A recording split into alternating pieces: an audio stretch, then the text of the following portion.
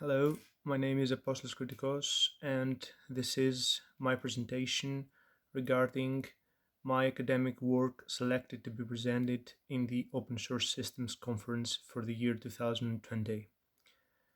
Since the meeting is not going to happen on site due to the recent developments in the health crisis with coronavirus, I'm making this video to introduce you to our work, and hopefully during the conference, although online, we'll have the chance to talk more, get to know each other, and um,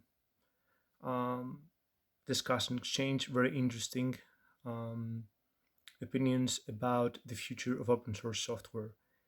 I before I before I go on with my work, let me stress how happy I am that open source software is being used as a main force to to dealing with this health crisis. And um, I think that although this is not a very pleasant phenomenon right now happening globally, we should be proud that open source software is a way of dealing with the crisis, and it's helping researchers and governments and people all over the world.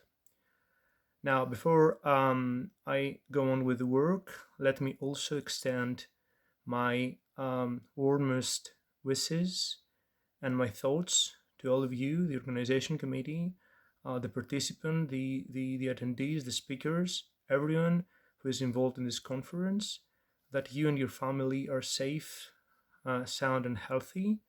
And I really hope the best for all of us through the challenging days that are going to come.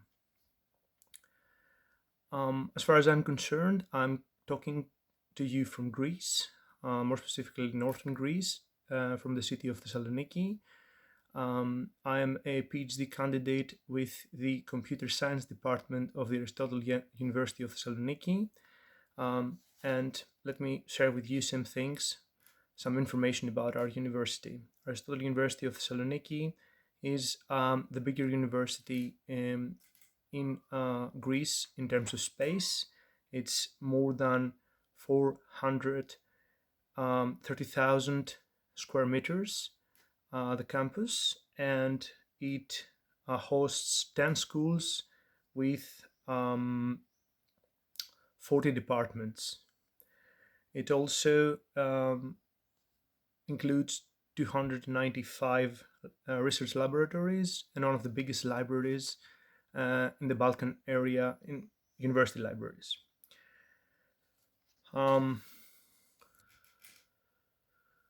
Our research group, led by Professor Yannis Tamelos, is doing research mainly in open source software. And as far as I'm concerned, my PhD revolves around open source software engineering, and more specifically, the field of software resilience for open source software projects. For the work we're presenting in the Open Source Systems 2020, we are studying the sentiment analysis of the backtracking process of open source software, and more specifically of the LibreOffice open source software system. One of the main strengths of the open source software is that it is continuously evolved and maintained by its community. And this happens not only from the developers that are working on the project, but also from the end users that are providing feedback through their bug reports, feature suggestions, and so on and so forth. So what we're trying to do is we're trying to use sentiment analysis tools to try and capture this emotional information that might be hidden on, let's say, on the backtracking information, and try and study how this and what this tells us about the open source software per se. A couple of words about our case study plan. We've chosen LibreOffice as a candidate for two main reasons. One, it is an open source software with a very rich code base. As of the time of our publication, it has more than 486,000 commits committed by more than 1,800 developers and more than 9.5 million lines of code.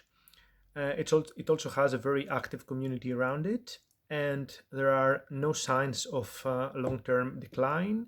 And also, this is backed up by the fact that most of the active community of its predecessor, which is Open Office, of which LibreOffice was a fork, has continued and moved on with the LibreOffice project. In this work, we are studying 16 major versions of the LibreOffice software, and they are all the consecutive major versions, all the way from 3.3 to 6.1.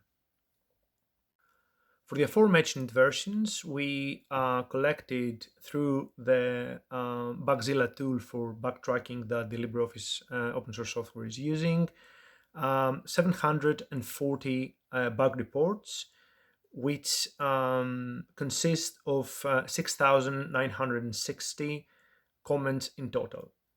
Apart from the text of the comments in which we are applying our sentiment analysis tools, for which I'm going to speak about in a moment, we are also gathering other informations as the person to which the bug was assigned, the date of creation, the creator, when it was last changed, if it's open, and some other technical information like component ID, version ID, and so forth. As far as the comments are concerned, the information we're gathering apart from their text, of course, it's the date of creation again, the creator, the comment text, and the count order. Now, let me clarify at this point that we need, when we're talking about bug reports, we mainly have threaded discussions about a topic. So it helps us to have the information of both the original bug report that started the conversation and the comments that followed. Now, we also need the count order ID, which help us follow the discussion as it's happening if we find a thread that we feel that has something important to say.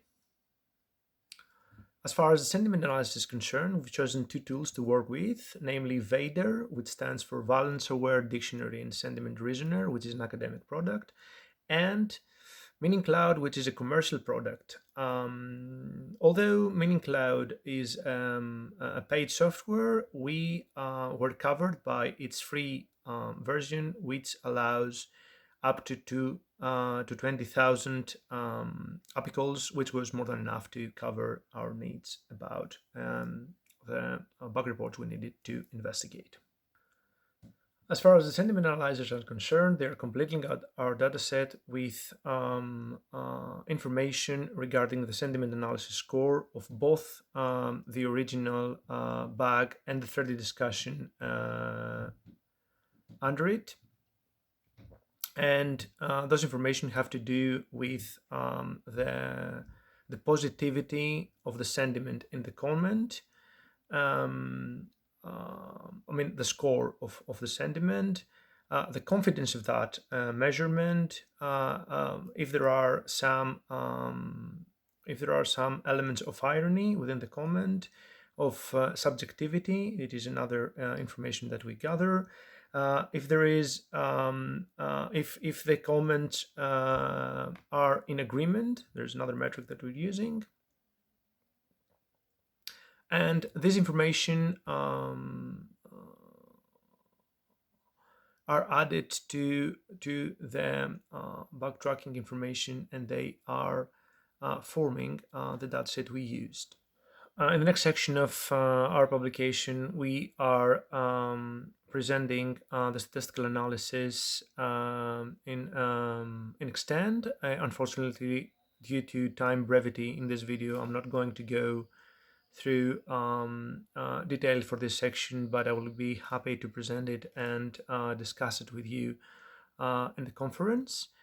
And right after that, we go to the discussion part of our work, where we present our findings concerning how sentiment analysis is scoring through different versions of the LibreOffice open source software as it evolves.